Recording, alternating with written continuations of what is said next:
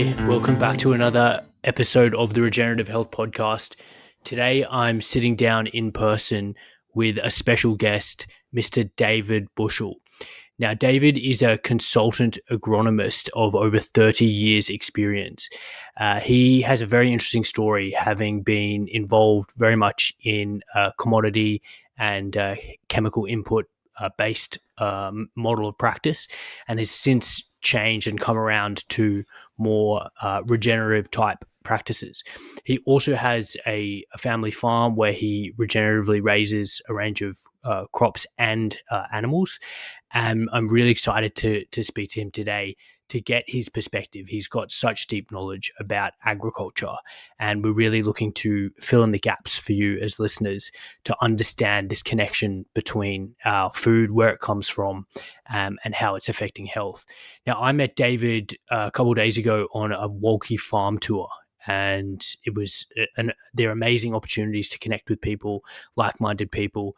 And David was very eager. I asked him if we could record a podcast, and he today has driven almost 2 hours from a town in southern New South Wales to meet me here in Albury.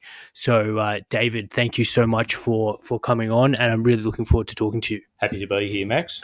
Great. So, look, a lot of my listeners are interested in health, but they don't have an idea about what an agronomist actually does. Yep. So can you give us an idea about what agronomy is and what you do as an agronomist? Yeah. Look, as you said, I've been doing it for quite a while, just about 30 years next year. Did a Bachelor of Applied Science at university, which was really good. So that wasn't too far from home at Charles Sturt University at Wagga.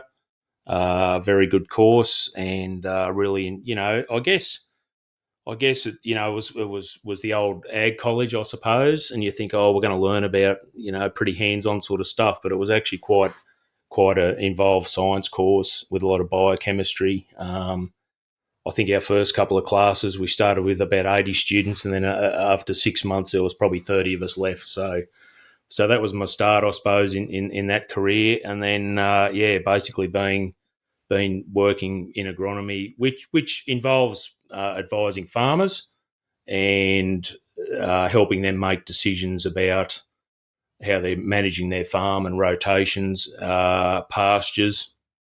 There's been a lot of changes from when I started, and we were talking about canola and other crops like that on the weekend. So my work started in the mid-90s, and I'm from southern New South Wales, Temora, which was a sort of a wheat sheep town, and that was basically people would grow pasture on their farm. That would improve the soil, fix a bit of nitrogen with a subclover pasture. Then they would put that back into crop, and that would grow a wheat crop or barley crop for a couple of years. So that was a pasture lay system. So that was fine, but then the wool price crashed in the late 80s. As happens in agriculture, these external changes happen, and it's a constantly evolving game. So we went from a wheat sheep sort of system to a more intensive cropping system. So canola came in, which involved different skills, which farmers probably needed to get advice from. So that's what probably when on-farm agronomy started really ramping up in the mid-90s. So, and I've been doing that ever since. Yeah, so you mentioned you help the farmers manage their crops. Yep. And what we talked about maybe a couple of days ago was that just like a doctor in this current system is seeing patients with diseases or pathology or symptoms and then writing a script out for a medication. That was the conventional agronomy approach, but in a different form. Is that correct? Yep, absolutely correct. So it's, I sort of felt, and I've been consulting for about 7 years now, and before that, a lot of agronomists are employed by businesses basically as in a sales agronomy role. So I would provide farmers with advice, and they would come and buy fertilizer and seed and herbicide inputs from the business. The business paid my way. So very similar to a chemist, I suppose. I was standing, except I go out on farm, advise clients, write out a prescription, So we might have a wheat crop and it might have Patterson's curse in it and weeds. I'd write out a prescription. They'd come and buy their medicine, for a better word, at the shop, spray it, and that probably worked in the 90s. That's actually worked really well, but I just see cracks starting to appear in that system, Max. Probably very similar to the health profession in that the same people would come back in with more and more problems. So all of a sudden this weed wouldn't die. What we used 3 years ago doesn't kill that weed anymore. So we need to apply different chemistry or harsher chemistry. So yeah, there's a, if I go to an everyday agronomy meeting now, it's herbicide resistance, it's fungicide resistance, a lot of problems, and it's very similar to the healthcare industry. I suppose you guys have got antibiotic resistance if you go to hospital, and I felt like the tools we had available to us were getting smaller and smaller and more expensive.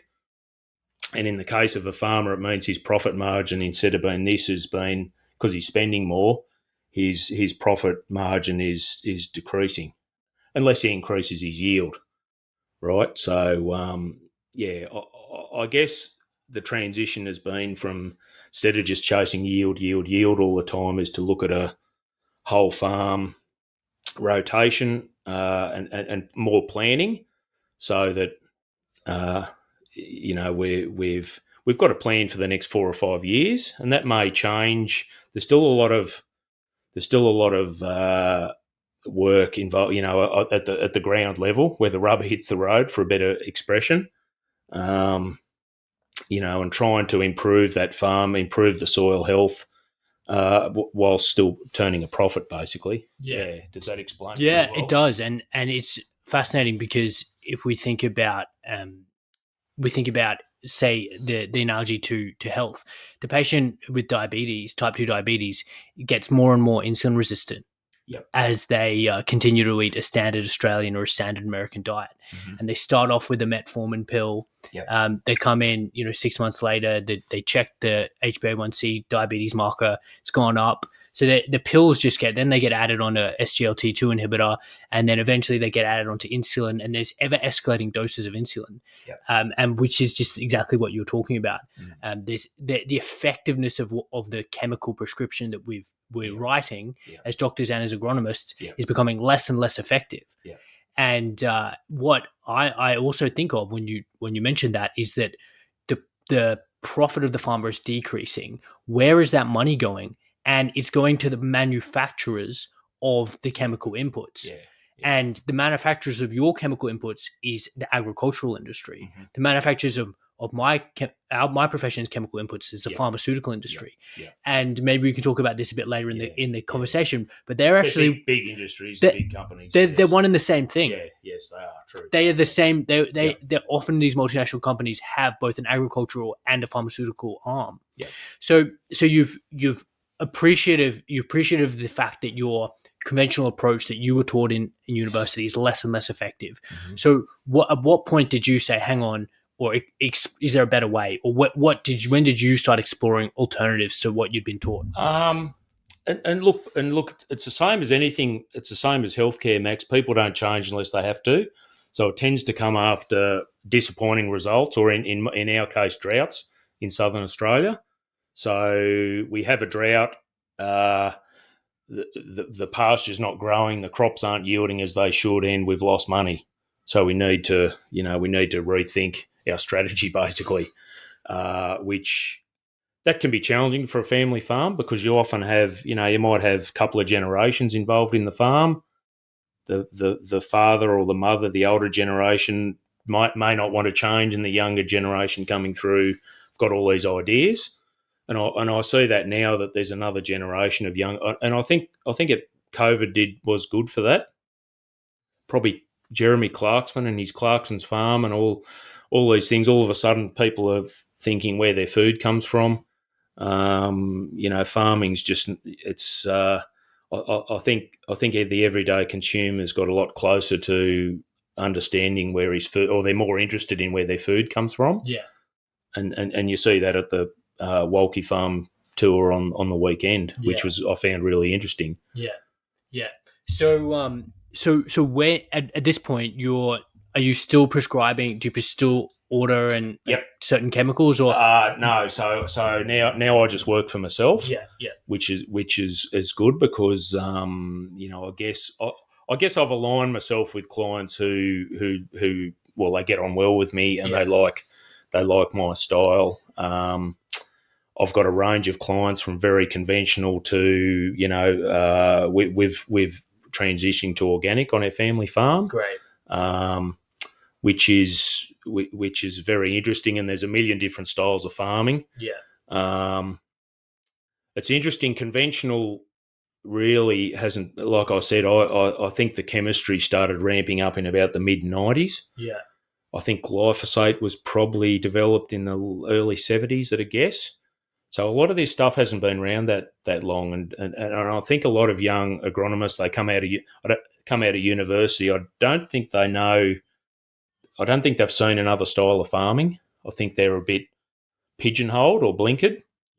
Whereas when I started, we were coming out of that. There was still chemistry used, but it was, to give you an idea, like if I sprayed some weeds, basically before glyphosate came out, people would plough up their paddock to kill the weeds.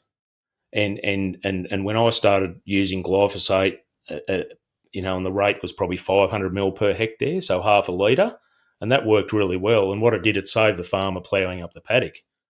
So the first time you tried this stuff, instead of sitting on the tractor for hours and ploughing it up and burning diesel and all that sort of thing, in half an hour you had the paddock sprayed. mm. A week later, the weeds died, but the soil was in better condition, right? So it actually sowed in, and you could see it. The soil health definitely improved, right? But the trouble in the 30 years that we've been doing this, that 500 mils of glyphosate has now gone to 2 or 3 litres, and it's gone from one spray a year to 4 or 5. So we've gone from a chemical load of not very much to quite high. And because of resistance and other things, we're also utilising different chemistry to kill weeds that escape that initial application. So we've gone from here up to here. What's the effect on the soil health and everything else? Well, I'm going to say I don't think we really know. Mm. So I had an issue back about 4 years ago where we sprayed some paddocks.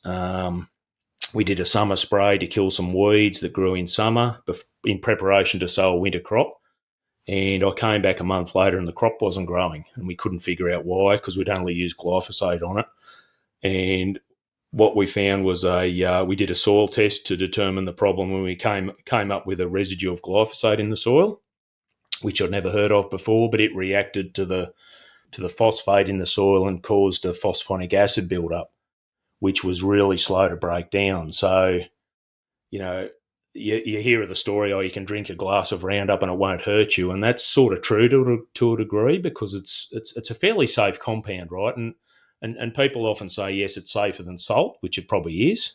You don't want to drink or ingest a cup of salt by the same token, but glyphosate has, I think at the rates we use now, I guess I'm starting to get concerned with how much is in the soil.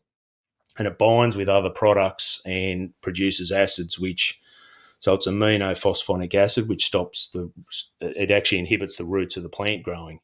And it hangs around in the soil for quite a while. Mm. Its half-life is very high. And look, it wasn't widespread, but it was starting to show up on some of the low organic matter soils. Mm.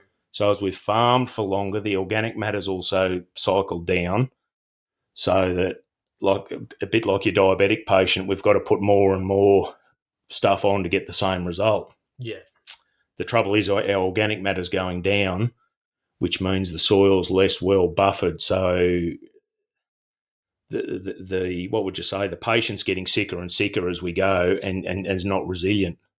So all of a sudden, this last application of glyphosate means the crop won't grow. Mm. So that was a bit concerning because I'd never heard of that before. This was about 5 or 6 years ago, and it was quite hard to actually get a soil test done on that and get some, because they come back with a number, might be 150 parts per million, but really you've got no scale to know where that is, that bad or not. Yeah. All I know is, well, the crop's not growing. What's wrong with this? And yeah, so that's I suppose that was back in 2015 at a guess. Yeah. And yeah, started exploring a few different things after that. Yeah. And doing my own research, basically. Yeah.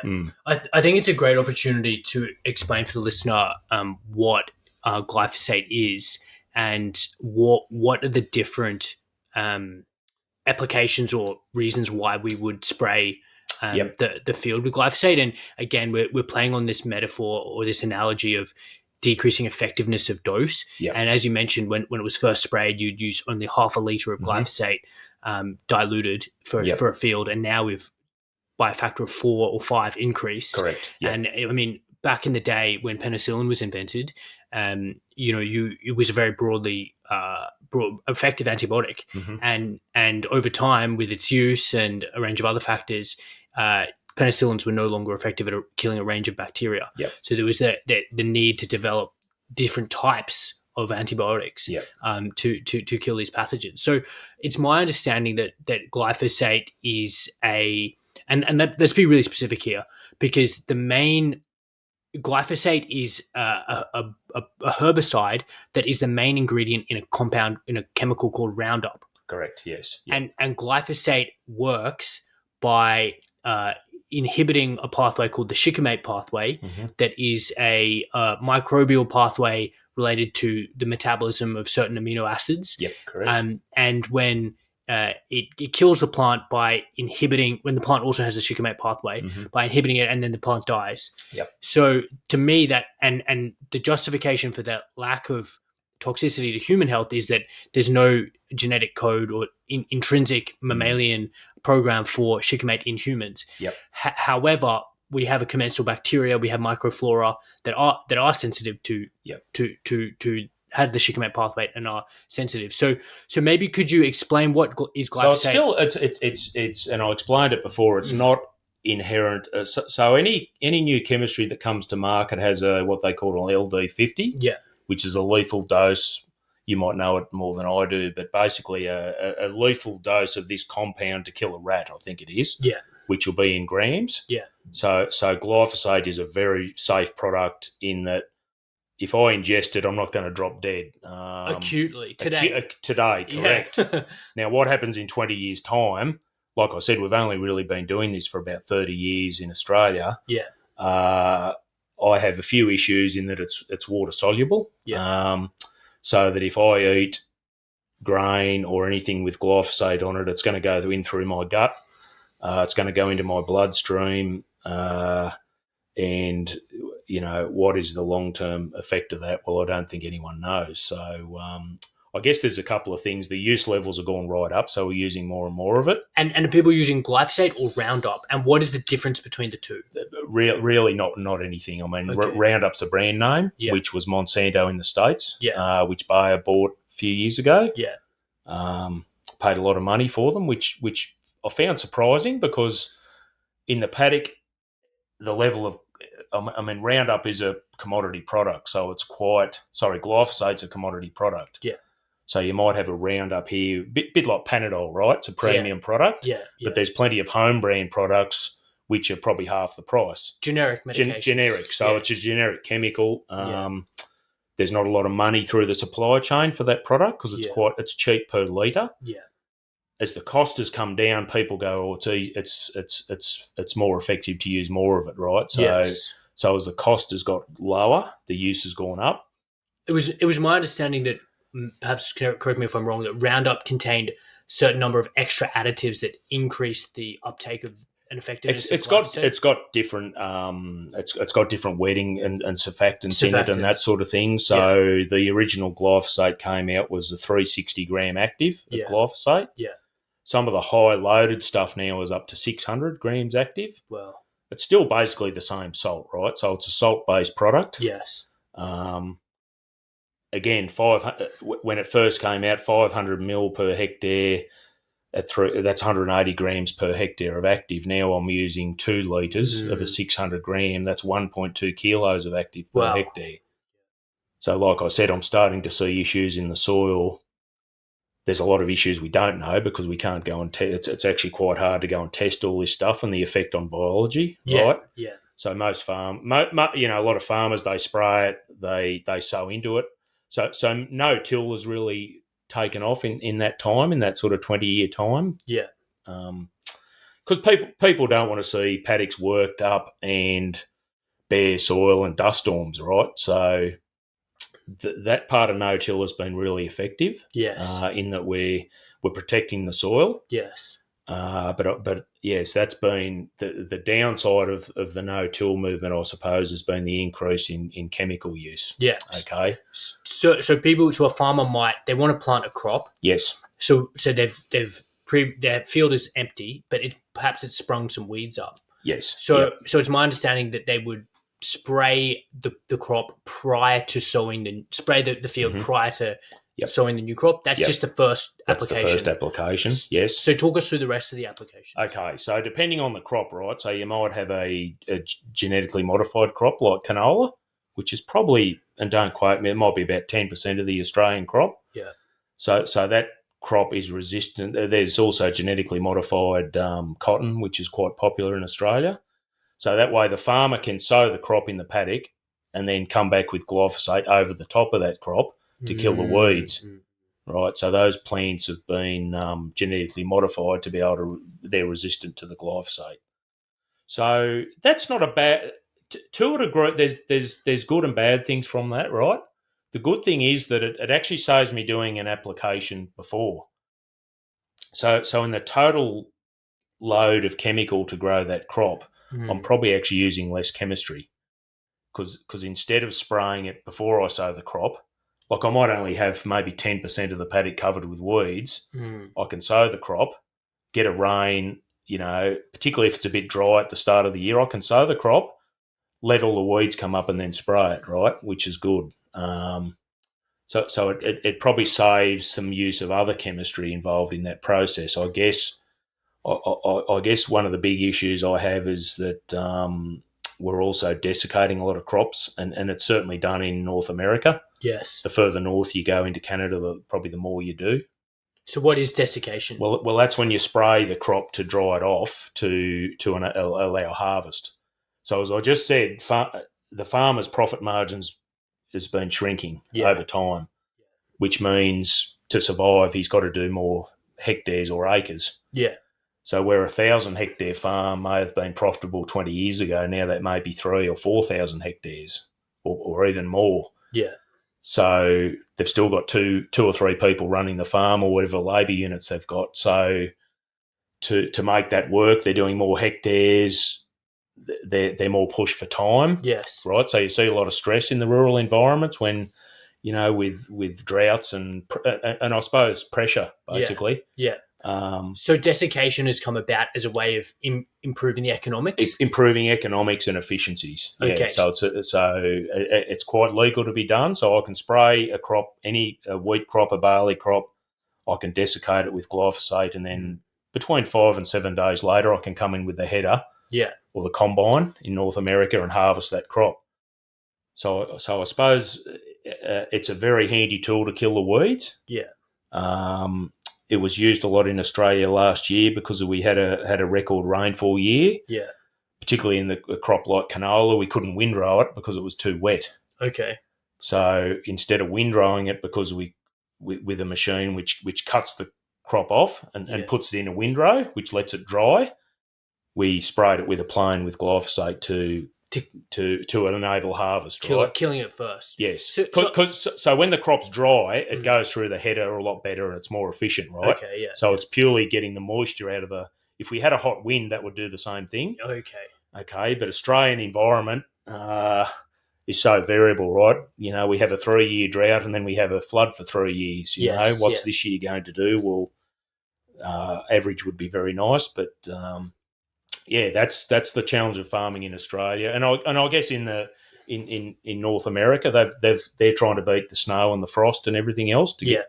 So we're spraying crops that just before harvest they're virtually ripe. Yes. So the concern with that is that we're going to see glyphosate in the food chain, right? Yes. Well, I mean, and to give the listener another analogy, imagine if you had a veggie patch that you're growing in your own garden, and your strawberries were just about ripe but not quite. Yep. So you pulled out the chemicals, and you just gave them a good spray. Yep. And then you harvested them. Yep. Essentially, that is what is happening on massive scale with these industrial agricultural practices. Yep, and correct. The reason why that practice exists is not because it's good for health. No, it's and it's expedient. It's expedient. It's efficiencies. It's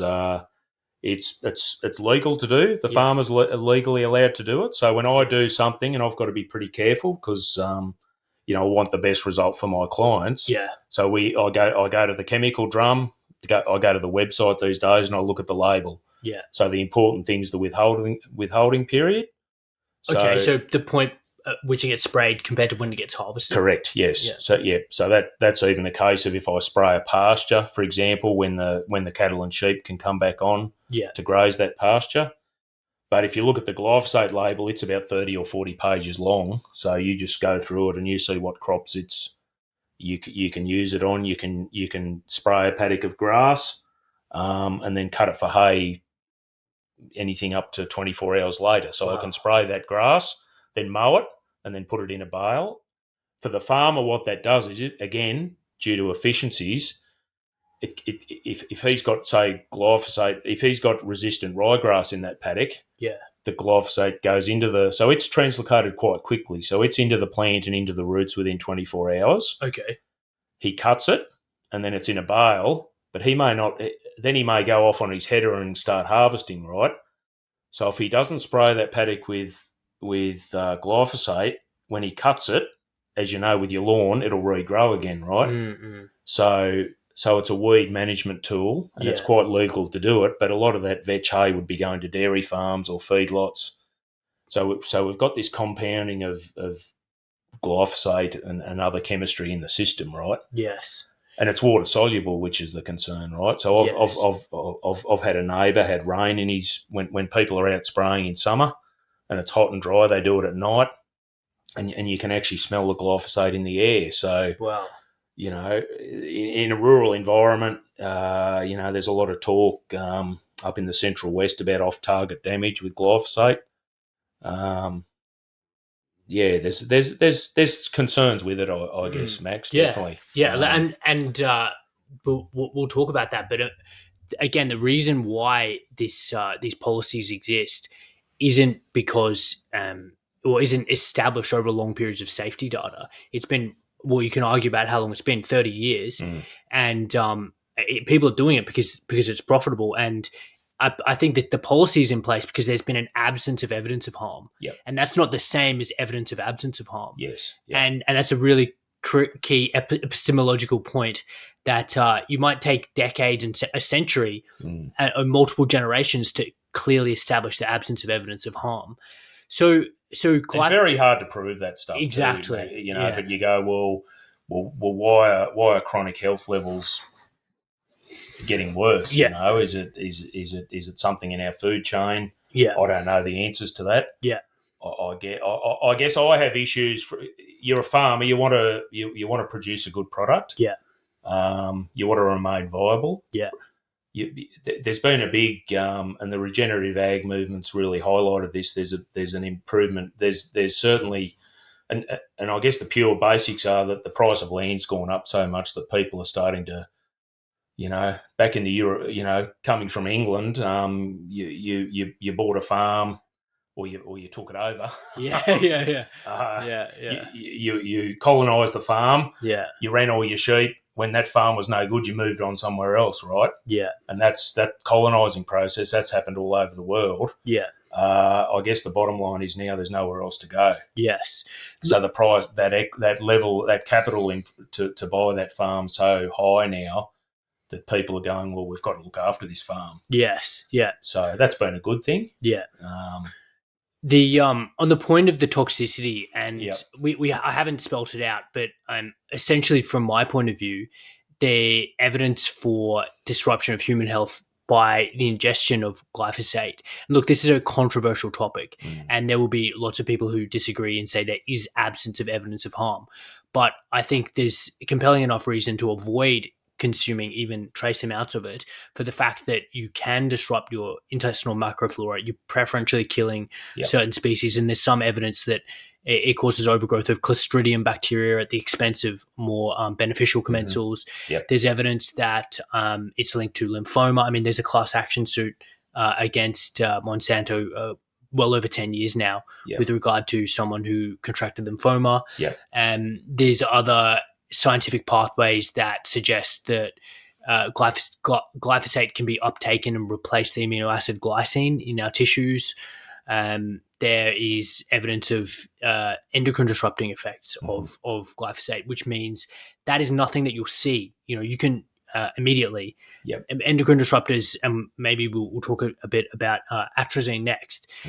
They have kind of very, very subtle effects at very, very, very small concentrations. Yes. Yep. But because our hormonal cascades are so finely tuned, it is often sufficient to wreak havoc with things. Yeah. So thanks for spelling that out. So just so people understand, and we don't have to go too much more in depth, but the field might be sprayed with glyphosate to start with. If it's a genetically modified crop, it might be sprayed with glyphosate after the plant has already sprouted. Yep. Post-emergent, yes. And then throughout the growing period, it might be sprayed a couple more times. Again, it's to kill the weeds in the paddock. Yep. And then it's finally sprayed to help or to facilitate easy harvesting. So what are some crops that get desiccated? I mean, we talked about chickpeas. Yeah. What are some other crops? A lot. Look, it's and it varies from paddock to paddock and season to season. So what happens in a wet season? Sometimes that crop its roots will still be growing. Yeah. And or it may retiller, and you might have some later regrowth. Okay, which obviously it's green, which will give you issues when you harvest. So chickpeas are a crop that are desiccated quite regularly to enable, again, for efficiencies. A lot of legume crops like faba beans, peas. That's in Australia. Are the main ones, I guess. Yes. So it's probably I guess to that degree, at least the pulses they're in a pod. Yeah. So the pod's getting sprayed, which is then during the process of harvesting, that pod is discarded. Is discarded or shelled off. Yeah. Okay. Again, I mean, I guess I'm not sure if the buyers test for residue or not. Yes. I suspect a lot probably don't. Yeah. You're allowed to spray barley. You can't spray barley if it's going into malting because that will affect the sprouting process, of course. Again, I guess it's done, and like I said, it's done according to the label. So it's quite. And I'm not having a go at farmers for doing it. No. It's just they're allowed to do it. It makes their business easier, I suppose. Yes, yeah. And what it also does, if there's weeds underneath, it kills the weeds under that crop, which means when they finish harvest, they've already done part of the process, if you know what I mean. Yes, so they're a step ahead next year. Yes, so it makes sense for them to do it. Yeah. Like I said, the issue I see in my role in agronomy is that, there's quite a bit of glyphosate resistance now in weeds, right? Or the weed spectrum's changed so that instead of using glyphosate, we do a process where we call double knocking. Okay. So we spray the paddock with glyphosate. 5 days later, we spray it with paraquat. And paraquat is a dangerous poison. So that's done pre-sowing. That has issues for farmers because they're around this toxic chemical, right? Like a glass of paraquat is deadly. There's no coming back from that. So it's a different herbicide. It's a different mode of action. It's works on contact. Yes. Whereas glyphosate's translocated through the plant. So yes. So like I said, back in the 90s, I was using half a litre of glyphosate to prepare a paddock for sowing. Yeah. Whereas now I'm spraying it with a couple of litres of glyphosate. 5 days later, I'll spray it with 1.5 to 2 litres of paraquat. So it puts a lot of pressure on the farmer because he's got to spray double that area. Yeah. Like I said, he's also for for profitability levels, that farm size has got bigger. Yes. So he's got a big workload. That's why you see, quite expensive, large spraying machinery. Yes. It's it puts a lot of pressure to get things done on time, basically. Yes. And paraquat is directly inhibits the plant's photosynthesis. Correct. Yes. Yeah. Yep. Yeah. And destroys, I think, photosystem 1. And just creates reactive oxygen species, and the plant isn't able to photosynthesize. And Correct. Then, It works really fast. Okay, so it's another tool. I guess looking on the bright side, there's a lot of people who we're actively trying to reduce our chemical load as best we can. I've reduced that at home to zero by going organic. That comes with and that's in a livestock system. There's people in America who are running a no-till organic system.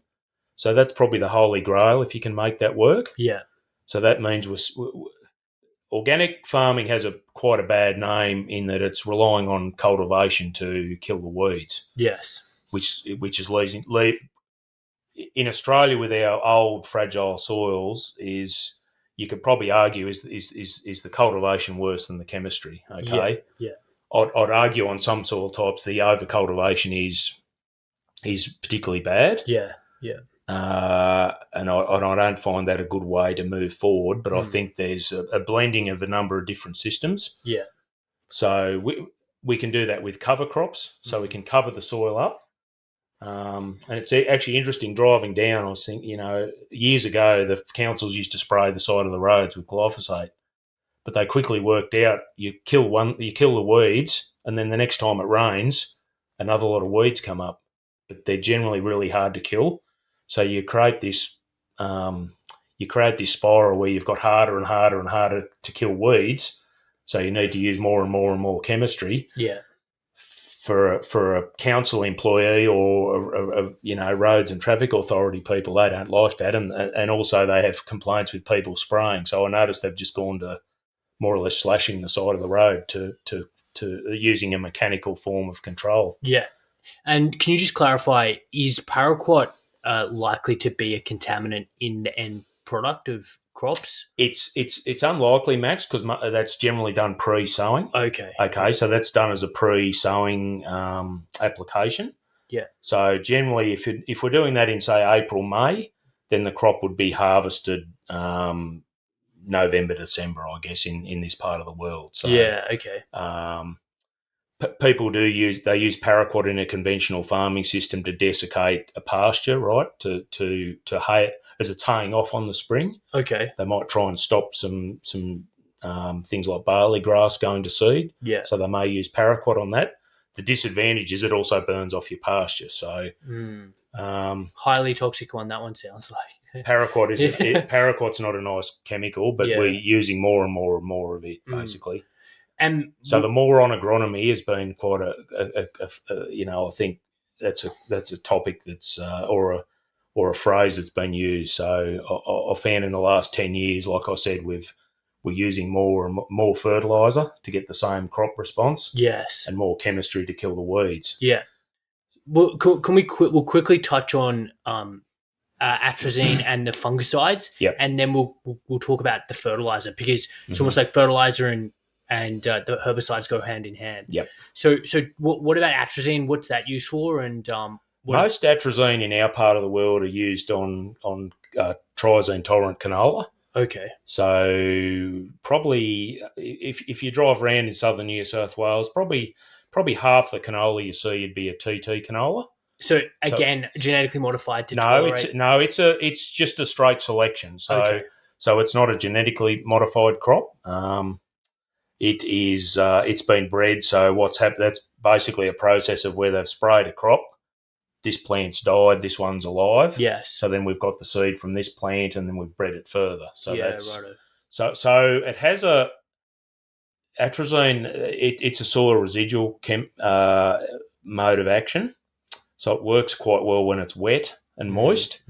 It has residual on the soil, so it controls different weeds.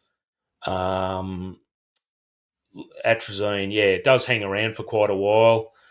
again, the effect on the soil biology, that's probably a little bit unknown. I know in America, a lot of overseas countries it's banned and It's you can't banned in use it. in Europe. Yeah, Atrazine's yeah, completely banned, yep. isn't it? Yeah. And that's because of high rainfall and it's leached. As I said, it's a residual, so it's leaching through the soil profile and ending up in the groundwater. Yes, and it translocates with rainfall. Correct. Yes. Yeah. So it's water soluble. It'll wash quite. Basically, if you have water leaving the paddock, it will have atrazine in it, right? Yes. Yeah.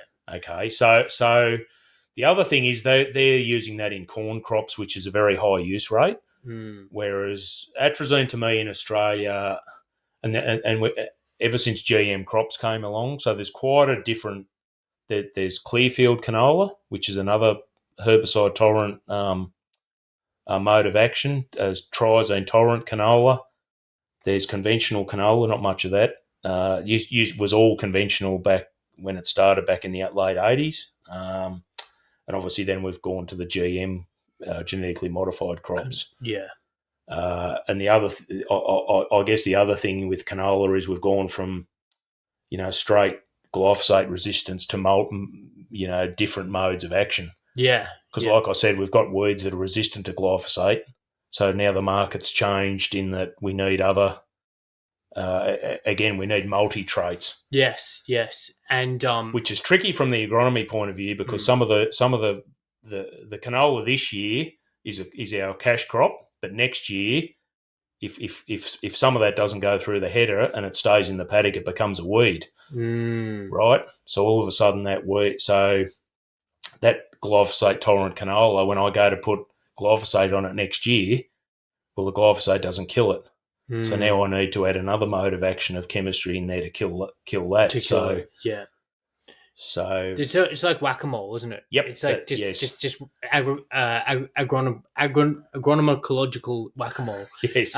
And for the listener, I mean, there's evidence of atrazine being quite a powerful endocrine disrupting compound to mammalian biology. Yeah. I think that's one of the reasons why it's banned in Europe. But it's clear that for various reasons unrelated to long-term thinking or the effect on human health, that it's still able to be used in the US and Australia. That comes from political lobbies and all sorts of things, right? Exactly. And I guess I'll put my conventional farmer's hat on. If we removed atrazine, you'd probably see more GM canola grown, right? Yes. Okay. Is that a good or a bad thing? The interesting thing with GM canola, the farmers gets a discount at harvest, which some years it's not much, other years it might be $70 a tonne. Or by discount, what do you mean? So it's interesting. The price signals from the market. So conventional or a non-herbicide, non-GM canola will sell at a premium, right? Okay. So this is where consumers, when they're buying their food and spending their dollar, if they want to buy organic canola, they can pay this much. Yeah. If they read the label and they don't want to use a GM canola, the farmer will eventually see a little bit of a premium. But the trouble with farming is we're generally producing a commodity, Max. Yes. So canola goes into town and we're paid $6.50 a tonne or whatever it is per tonne. $6.50. $650 a tonne. Yeah. To give you an idea, it was up over 1,000 12 months ago, and now it's back to the long-term price is probably about $500 per tonne. Yeah. I mean, I talk a bit on this podcast about health and the effect of seed oils and how they're not fit for human consumption in my mind, and I think there's strong evidence backing that up. Can you give the listener a bit of a background about the commercial canola crop? What type of plant is it? Where did it come from? And when do we start actually growing this thing on mass? Yeah, well, I guess like I said, back in the 70s or 80s, southern New South Wales was a wheat sheep zone. The profitability of that rotation farming system was starting to decline because of the low wool price and low returns from sheep. Wheat is a great plant. It's quite stable. It can handle dry weather, so it's good in dry environments. You generally get something back. but canola was looked at as another crop. Because it's a brassica, it gives you a biofumigation effect in the soil. So if you grow wheat consistently, you end up with all sorts of diseases in the soil. Yes. So back in the 80s, 90s, it was a variety called take all, which is a root disease. Yeah. So if you grew 3 or 4 wheat crops in a row, that disease would get worse and worse and worse, given that soil pathogens is obviously in the soil. Your crop would grow quite well, and that would affect the rooting ability of that plant. So that in the spring, if you got a hot, dry wind, your crop would go white, and the yield would be, probably anything up to 50% would be gone in one hot wind. With the biofumigation effect from canola, it killed that take-all fungus. So farmers grew canola, which was a good cash crop in its own. It was actually rapeseed back in the late 70s. Okay, so it came from Canada. It was grown as rapeseed. The benefit for their farm system and rotation is the next wheat crop after that canola didn't have the diseases in it. So they got a cash benefit from the canola crop, but then their wheat crop following the canola was probably 20 or 30% better than in the next door paddock. Yeah. So that's when, I suppose, that's when I started my career, and people were, they're saying, well, the neighbour's he's making money out of his canola and he's grown a 20% better crop than me. I need to start growing this canola. Yeah. So that's when they'd ring an agronomist up and, actually find out how you do this, because it was a new crop, right? Yeah. Yeah. So, go ahead. I was just going to say a bit of a background is it was developed by the Canadians. Rapeseed was the original plant. Yep. And then they selectively bred it to have a low level of what's called erucic acid. Erucic acid, which is a low glucosinolate level of acid. Yes. Okay. So it's better for human consumption, right? Whereas rapeseed was a great quality oil, but more for industrial purposes, right? So maybe like machinery lubrication. That's right. Yes. Yeah. And I would argue it's still fit for that purpose. Yes. Yeah. So it's a brassica, and so some people might know other brassica vegetables being broccoli, broccolini, cauliflower. Yep. These types of cruciferous vegetables. Cruciferous, yes. And you mentioned glucosinolates, and glucosinolates are a compound that exists in the plant that some people might know that when there's trauma to the leaf or to the plant itself, the glucosinolate gets enzymatically transformed by another enzyme called myrosinase, which lives in a different part of the cell, right. And that forms isothiocyanate, which people might know is actually inhibits your body's use of iodine. Yeah. So that's a known fact for the brassica family, and there's veterinary journals that establish which brassicas are particularly toxic that season. So, I mean, we're painting a pretty interesting picture. I mean, there's lots of reasons why you shouldn't eat canola oil, and listen to my episodes with Tucker Goodrich to understand that from a human health point of view. But what David's told us, and he really elegantly explained, is that these canola crop is some of the most sprayed and likely to be contaminated with chemical residue of all the commodity crops. Yes. Generally, wheat or barley is what would you say, a more robust plant compared to canola. Canola is it's more fragile. It's fragile. It's fragile. It's not as resilient. Yeah. We've had issues with insects attacking it this year. So I think I was saying on the weekend, Max, it's quite prone for disease carryover as well. So there's diseases like blackleg and sclerotinia. So to grow an economically profitable canola crop, we're using more fungicide. So the seed is treated with a fungicide. We may have to do a foliar fungicide or possibly 2 or 3 to get that crop through. Yes. That again, we have unintended consequences with the fungicides, because all these fungicides kill and we're looking at Jake's paddock in the cow manure the other day, and there's fungus and all sorts of things growing in his paddock. Yes. If I go onto a conventional paddock, I don't see much at all anymore. Yeah. And the trouble with that is the mycorrhizal fungi in the soil, that enables the plant to find its nutrients and water, drought resilience. Yeah. So after canola, we really have to keep our phosphorus levels and zinc levels quite high to enable that next crop to grow. Yeah.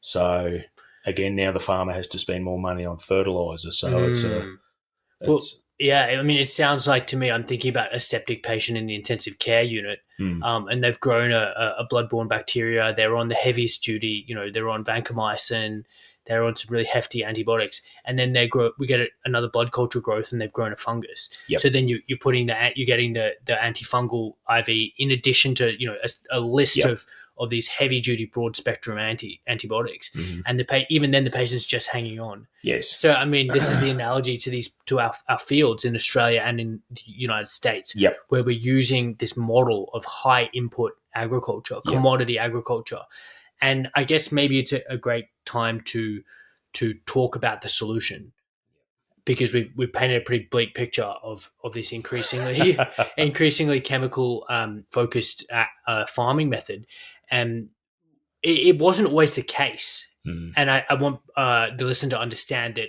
prior to the invention of these chemicals, there was the production of food at probably lower yields, much dramatically lower yields, but that didn't necessitate the use of inputs.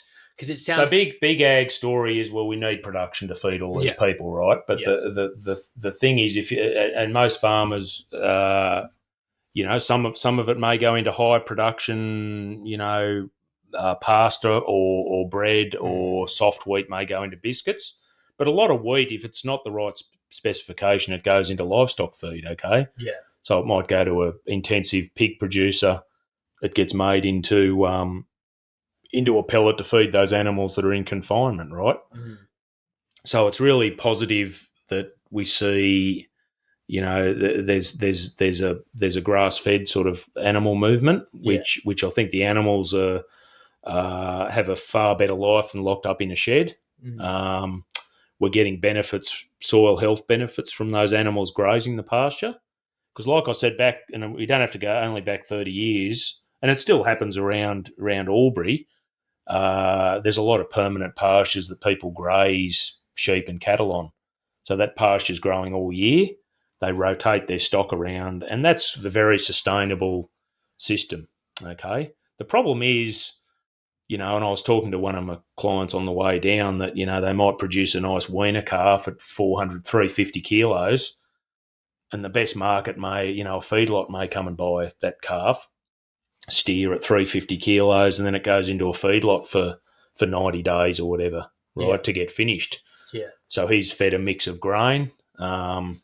He may, because they're eating only grain locked up in a feedlot, they're often fed other additives to keep them healthy, right? Yeah. Because they're just standing there eating all day in their own poop, in their own shit. Correct. Yeah. Rather than walking around. So I'm very, I love what Jacob Walke's doing with his grass-fed animals. I'd prefer to eat grass-fed steak than can you notice a difference in the taste? Well, that's probably, I don't know, but I guess the thing is, and if I look at organic production, is the good thing about organic production is there's no residue in that product, right?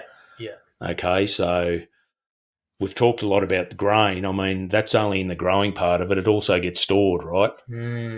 So you drive around and it goes into a grain storage, a grain corp site. Yes. So that will have weevils in it. So it may be sprayed with phosphine, other products to stop the weevils eating it. So right through that grain process, there's issues. Yeah. So we have issues in the paddock. Then we have harvest issues trying to get it off. But then we put it in a silo. It's hard work, this farming business, because then you store your grain and then the weevils will potentially eat it as well. So we have another layer of chemistry. Deltamethrin, chlorpyrifos is sprayed on that grain. So it's interesting, people with this gluten intolerance, is it actually our new varieties of grain that we've bred? Is it the contaminants? Is it a fiction of their imagination? I don't know. Because wheat's been around for a long, long time. But maybe it's a combination of all three. I'm not sure. Yeah. Well, and then you think about, so what you've described is that the likelihood is that the finished product of commodity grain, so the wheat bix you buy on your shelf, the bread you buy at the supermarket bakery, Yep. the biscuits that you'll find in the middle aisles of the supermarkets, the cookies, they are if they're made from these commodity crops, they are going to contain some level of residue. Yep. I mean, absolutely. There's no way about it. No. I mean, I don't know how someone could claim otherwise. And simply, we haven't got granular testing data to reflect that. But I would. What the companies do, they'll make a farmer sign a stat deck, right? So they'll say this is it has to adhere to like I said, the label. Yeah. So if it's been treated with phosphine, and I can't remember the withholding period, but the farmer will sign a stat deck to say this has been treated on this date and everything's fine. Okay. So what that will do, if the company has any problems, they will come back and it comes back to the farmer at the end of the day. Yes. If there's any problems. So yeah. And like I said, back on the grain, the trouble is you buy an egg at the supermarket and it's come from a confinement facility. Mm-hmm. So those chickens have been fed on pellets out of this same system, right? Yes. Whereas if they're pastured eggs or they're grass-fed beef, they're eating grass. Yes. So their regenerative movement is and look, it's more expensive, that style of farming, and there's some risks, but it'd be really interesting to test the omega-6, omega-3 levels of that grass-fed product. I think that's where we need to move in farming, is that the producers who are producing this product need to be paid for the quality yes, the nutrient density. The nutrient density. Yes. And that's maybe we can talk about that next, which is the incentive system. Yeah. But to tie a bow on the contamination point, just to hammer it home for everyone who's listening, is that you're getting contamination of commodity crops like wheat, like canola, like chickpeas, at multiple levels from seed to finished product. Yep. Then you are that contamination is likely to be reflected not only in the grain that perhaps that you eat if you buy non-organic chickpeas from the store, but it's also getting into your food system because it is fed to animals. So the grass and the hay bale that got sprayed with glyphosate a day before it got cut, the dairy cows that commodity dairy cows are eating that hay, which are now lined up in sheds as well, because poor old dairy farmers can't make any money. So the $2 milk that you buy from Coles supermarket, I mean, we need to do some testing data on this too, because we're making a claim here. Yeah. But you would assume that has got a degree of glyphosate in the actual milk. Mm-hmm. And then you talked about this idea of gluten intolerance, and a lot of primary care doctors would roll their eyes at this idea of, oh, you're gluten intolerant too, are you? Well, it makes a lot more sense when you understand what is possibly being ingested in this wheat. Yeah. And there's anecdotal stories of people going to Europe and, losing weight, eating the same diet, but for the fact that they're not having the wheat that is probably sprayed with all the chemistry. They've got a different farming system. We've bred wheats, probably since, for the last 100 years to improve yield in an Australian environment. Yeah. But I do some consulting work for a seed company, and that's something we're looking at, is that can some of these older varieties, so the new varieties, again, they're owned by big companies. They're bred for yield, so they're grown in trials that are given a high fertilizer and a high fungicide, because they want the highest yielding genetics, I suppose you'd say. Yes. So the problem is we're actually artificially selecting for varieties that do well in that hydroponic sort of system, right? Yes. Whereas if I grow a wheat variety, I could get this U-Butte variety, put it on my organic farm, and it performs terribly. Yes. Because it has no vigour, right? Yes, yes. So a variety with vigour that grows in this system, when I bring it over here to this system with a lot of fertiliser, with the high vigour, it actually gets too tall and it falls over. Or it gets so tall that it promotes diseases and then doesn't yield. So the company says, well, here's this new variety. It's better than this old one. because it yields so much more, and the farmer goes, well, I need extra yield to pay for the bank and pay for all this inputs I've got to do. Yeah.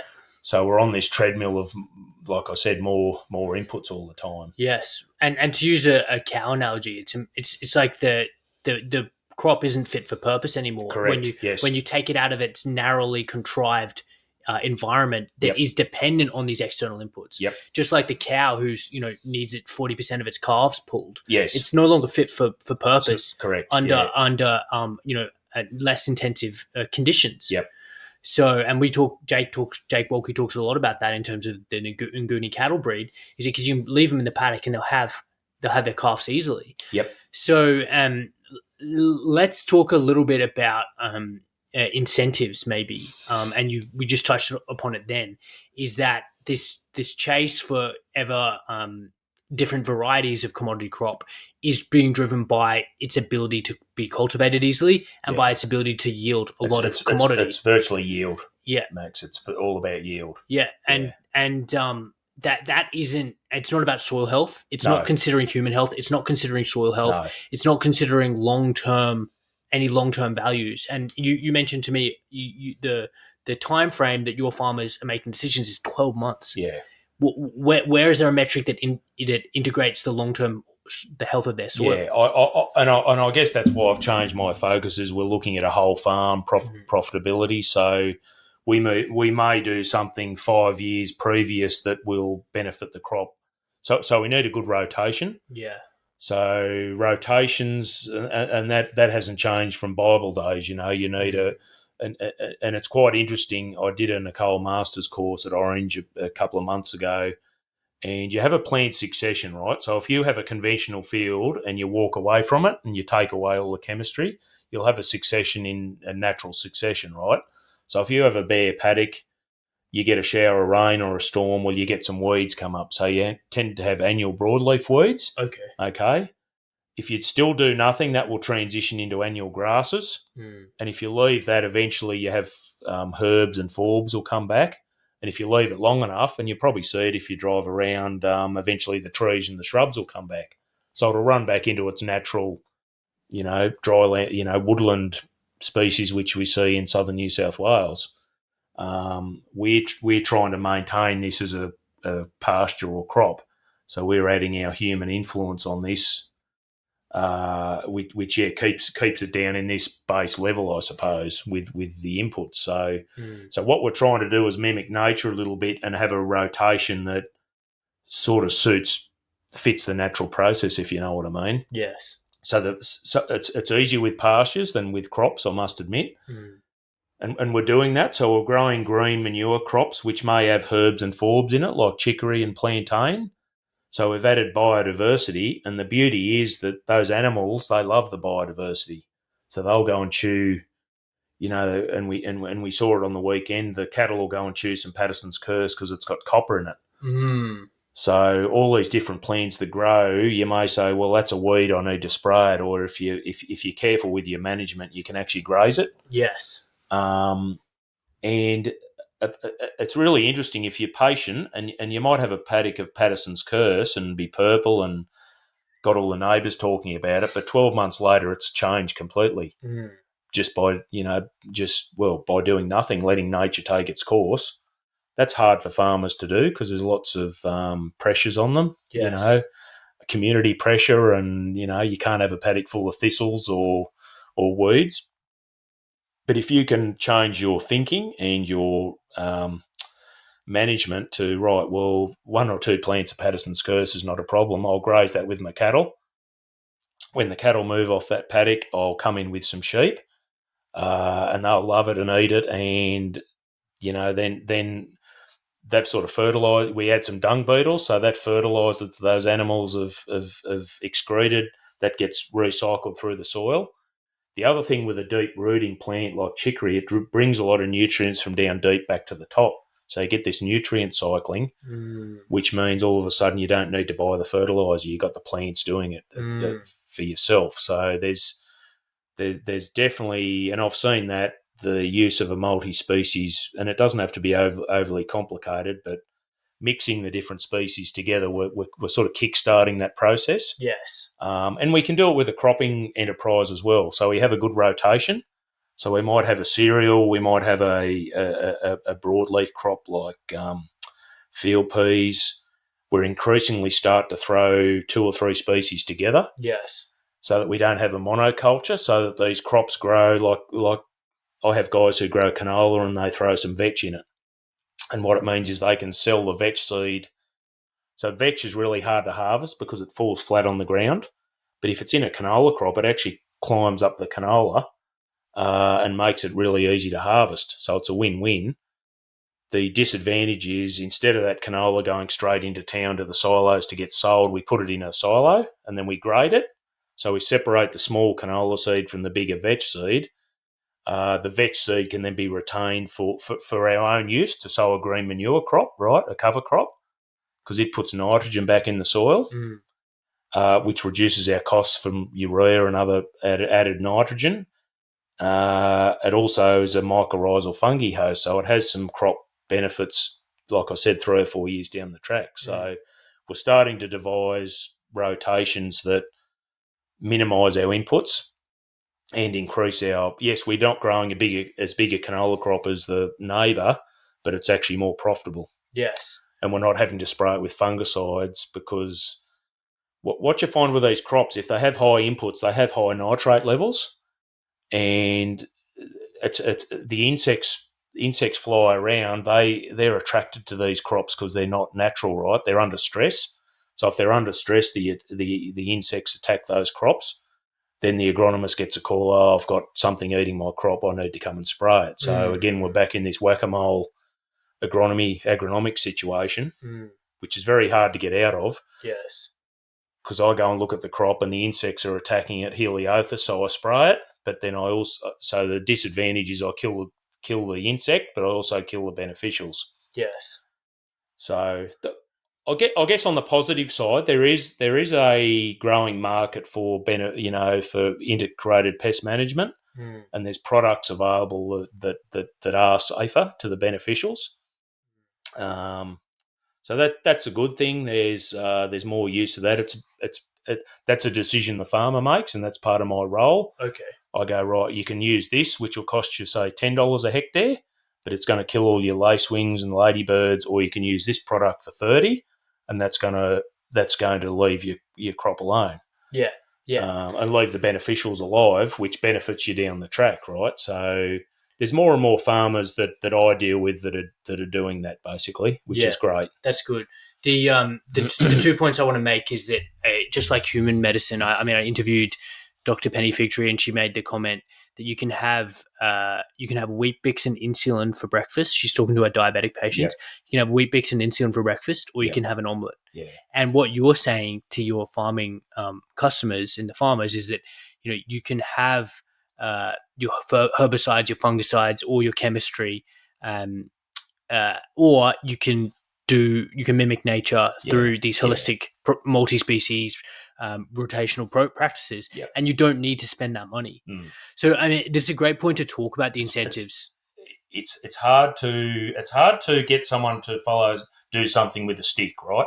Whereas if you can give them a carrot and they can chase the carrot, that's a far more what would you say, far more sustainable way of doing it. And it works better, basically. And that's the beauty of what you just mentioned, which is the problem. And I would suspect that most farmers, if they were given an option that didn't involve spraying all these chemicals, they would take it. But prior to now, they haven't really had lots of them, or maybe they haven't been too obvious. But what you're saying is that the squeeze for yield and the reducing economic margin means that they're looking at more regenerative practices and holistic practices simply from a profit point of view. Forget about, they might say, oh, they're all greenies, I don't want to sing Kumbaya in a circle. But if they can make more money, then they can start considering organic, chemical, spray-free processes. Correct. Yes. Yeah. Exactly. So that's a mind shift. Some farmers will never make it. Others are, like I said, the price of land is very expensive, and that's a decision we made at home. After 3 dry years, we were already trending that way, so it wasn't a big change for us to become certified. I guess any certified scheme, the problem with it is that it sort of sets a low bar. So instead of getting better and better all the time, people can go, right, well, here's the level we need to get to. Just let's satisfy that. As long as we satisfy that. So that's a concern. There's, I honestly think the best way would be is we test the product. Yes. It may be that, look, if farmers can use 500 ml of glyphosate once a year in April and preserve their soil health without cultivating, that may be better. That might be a better result long term, right? Yes. That cuts them out of any organic farming, though, of course.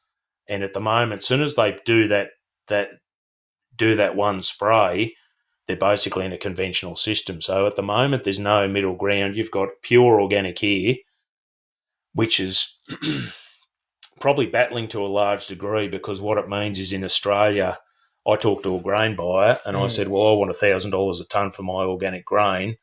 And he said, well, I can buy it landed in Melbourne for 700 out of Europe. So it becomes a really complicated argument. For him, the middleman, to buy grain, he's going to prefer to buy that grain that's coming out of Europe at $700 than buy my Australian grain at $1,000 that I need to make it worthwhile to do that, right? Then you have all these other issues. You have long supply food chains, right, which we saw in COVID that failed. Yes. We have food transport miles and carbon and everything else involved there. So am I better off buying locally? I think, yes, you are.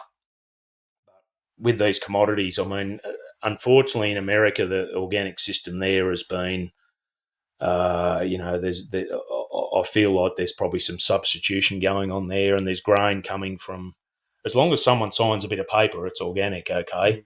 So it could come out of Ukraine or the Middle East and go on a boat and land in America, and suddenly it's organic. Right? So I think the local food movement's great.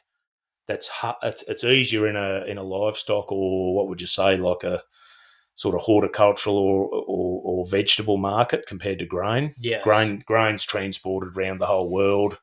It's a commodity. I still think there's some great local producers, and they're growing probably some old varieties that have different, spelt and this sort of thing, that have some different health characteristics. Yes. And if you buy it off your neighbour down the road, you're going to know if he's out spraying or desiccating that crop, right? Yes. So you have a relationship with him, That's her. It. So yeah. A couple points I wanted to emphasize, and then maybe we'll wrap it up. This idea that that locally sourcing, I mean, that is the crux of the issue, isn't it? Because the closer you are to the point of production, the more funny business you're going to be aware of. Yes, and absolutely. mitigate. Yes. So I mean, and look, I talked to Dr. Jack Cruz about local consumption for a whole range of health reasons related to mitochondrial, sensitivity of the environment and the photosynthetic yield of your latitude. So it's incredible how this converging evidence or converging impetus to simply know where your food comes from, and you can avoid so much of what we've talked about. The other point I wanted to make was with regard to this question. Okay, someone might be listening to this, maybe a conventional farmer who listens to this. They say, "Okay, David and Max, like, congratulations, fellas, you spent an hour and 15 just telling us how bad commodity sprays are. What's your solution?" And you touched on it before, but this is this question about how are we going to feed the world without using commodities, without using industrial sprays and this commodity approach. I mean, I have an opinion, and that is simply buying locally incentivizes the build out of organic regenerative operations that, as we know from Jake's operation, has something like 6 times the productivity of the surrounding land. So what would be your answer to the question of, okay, what are we going to do if we didn't have paraquat, atrazine, glyphosate, fungicides? That's a really good question, Max, and probably don't have enough time to go. It's probably another podcast in itself. Yes. But there's some simple changes. If if you add biodiversity to your farm, and it can be very simple. I have clients who they may grow wheat and they might undersow it with clover. So you've got two species. The clover provides nitrogen and pasture moving forward. Again, adding that biodiversity, trying to reduce, your cultivation or chemical use, and by keeping the ground covered, I suppose. So there's some steps in the process that you can start. I guess Australia is such a big country, and we have so many different environments and context. So it's certainly easy. Even just going back to that pasture, like I said, the pasture lay system. If you have 3 or 4 years of pasture, or basically you're enhancing your fertility of your soil, that makes the transition to growing a few years of crops much easier and more profitable. Okay, so number one step, I suppose, is you need to don't think about one paddock. You think about the whole farm. If I can grow a crop here which produces some nitrogen, and I reduce my total fertilizer spend across the farm, that saves me money. So there's, listen to as many podcasts as you can. There's a guy in America called Rick Clark. He has his own podcast, the Farm Green podcast. He's in a completely different context to here, but by keeping the ground covered, by rotating his crops, he's improving his soil, and he's a fairly significant farmer. He's saved a lot of money. A lot of farmers' fertiliser bills will be over $1 million. So if we don't, $1 million, that's a big chunk that we've got to grow before we make any money. Yeah. You can't just transition out of this system into another one because that's very high risk. But if you can do it slowly over a period of time, it does work no matter where you are. There's people, you need to focus on profit, not just production. Yes. Yeah. And yes, rotation, diversity. I try and read a lot of books. John Sticker's got a really good book called A Soil Owner's Manual. Okay. Which that's basically about, if you've got healthy soil, your farm's going to get better. Yeah, and that's a point we talked about on the weekend, which is the what is the wealth of a society is, well, it's the ability to produce food. And if we're constantly eroding the fertility of our soil by the use of these massive amounts of industrial chemicals, and losing the biodiversity and losing the microbial activity of our soil, then we don't have fertility. We don't have the means to grow food. And in a ironic parallel is that these are the same chemicals that are interfering with the fertility of women and men. Yeah. So it's not only the fertility of the plants, the fertility of the animals, it's the fertility of the humans. Yeah. Yeah. So everything has consequences, and what we've talked about, for the last hour has been the consequences and the solutions. And I really like how you've explained how we can move away from this system. Yep. And like you said, it can't necessarily happen overnight. Can't stop heroin cold turkey. You have to go in the methadone program in the meantime. Yep. But it is possible, and that you've got a plan. The other thing is that when you take a long-term view, when you extend that time horizon beyond 12 months, or you think about not only one paddock at a time, but your whole farm, and maybe the farm that your grandson is going to inherit, these decisions seem to make more sense. Yes. And I've never owned a farm, but to me that seems intuitively more holistically makes sense. Yep. And the final point that I want to make before we'll close this off is that I liked what you said about getting testing data. And this is something that I think is going to be key in the next decade, which is understanding exactly what is in our food, not relying on a label that got generated 10 years ago from a batch of eggs, but we want to know exactly what is in our eggs. And that would go for not only nutrient profile, but also contaminants. So if we had a micro granular level breakdown of the eggs that we're about to eat, or the meat that we're about to eat, or the wheat, if that's what you want to eat, what is the paraquat level? What is the glyphosate level? What is the fungicide level? what is the amount of contaminants, but also nutrients, then that is helping people make a really informed consumer decision. And some of my clients are already there. They're testing their grain. Okay. Because they'll jump over the fence and grab the neighbour's conventional wheat and then grab some of their wheat that they've grown regeneratively with less, just more everything we've talked about for the last hour. Yeah. And there's big differences in the two, right? In terms of what? Exactly. In terms of selenium, in terms of fat levels. Wow. So that's just people doing it from their own interest sake. Yes. We're not at a level where anyone's going to pay any more for that grain, unfortunately, at this stage, which is disappointing, I suppose. But whether that will change, because there's wheat now without hardly any zinc or selenium in it, right?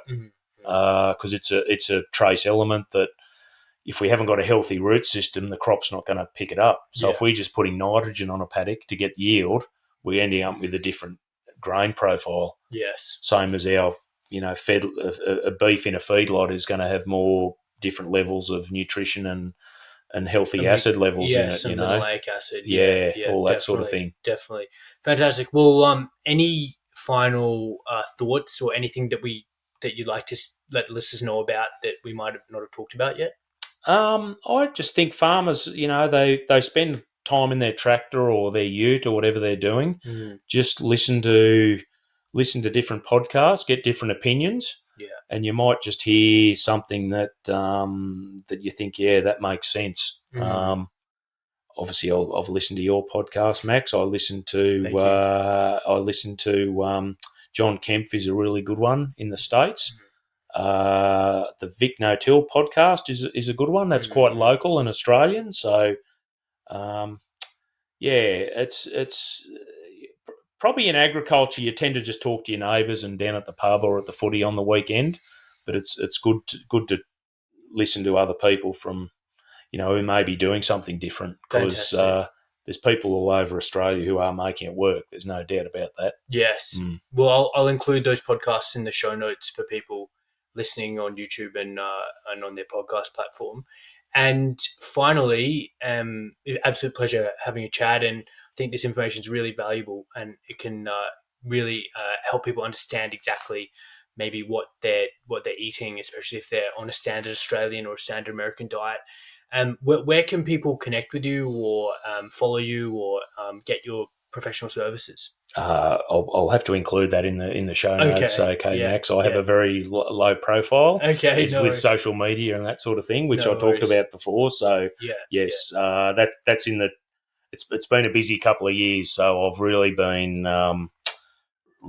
pretty busy out in the paddock, basically nose to the grindstone, getting things working, because it has been a busy couple of years in Australia with our, we had 3 years of drought. Yes. And then in early 2020, we had COVID hit us, but we also had a really good farming season. So whilst a lot of the community suffered through COVID, the farmers had a great rebound year, and it really hasn't, that generated some profit, and then people are going, right, I've got some money in the bank, I'm going to change how I farm a little bit here. So that's been a really positive thing. Fantastic. But it hasn't given me much time to catch my breath, put it that way. No worries. Well, we'll include some details for the listeners.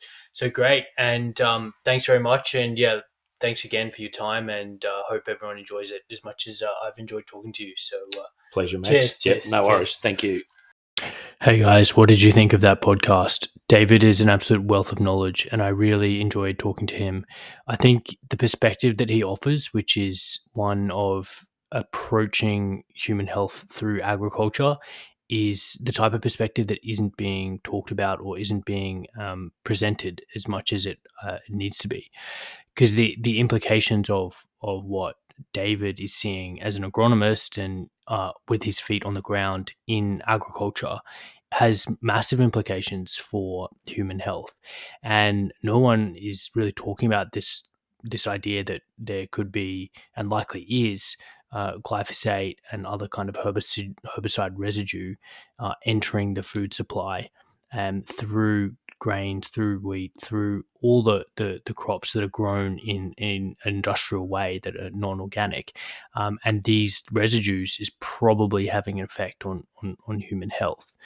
And, I talk about gut permeability and other reasons and other things like that when I see patients with a range of conditions, including atopy or eczema or uh, these type of conditions. And it really makes me wonder about like what proportion of these is contributed by something potentially like glyphosate in ingestion, and really cutting out these types of grains and cereals is almost invariably improves the symptoms. So the point that I really want to emphasize that David made, and is something that I'll be working with Jake Wolke in the future, is to get testing data about the product. I think that's going to be key, and really offering people granular level information about what they're eating. And I strongly suspect is if we can expand the access and reduce the cost to testing food for not only its nutrient profile but its possible contamination with these herbicides, then we're really going to be shifting the needle quite a lot on consumer preferences. And if you knew or had insight into what maybe the contamination of potential contamination of food, or the superiority of nutrient density of regeneratively raised organic produce, then you'd be much more willing to pay a premium for it. So adding that level of food intelligence, I think is going to be very important, and I'm very interested in exploring this more in the future. So thanks for listening. If you're enjoying the content, please subscribe on the podcasting platforms. Share the podcast out to people that you might find it interesting. And if you've been following me for a while and enjoying everything, then please post a review on Apple Podcasts or another one of the platforms, because that will help. So enjoy your week, everyone. And again, thank you for listening.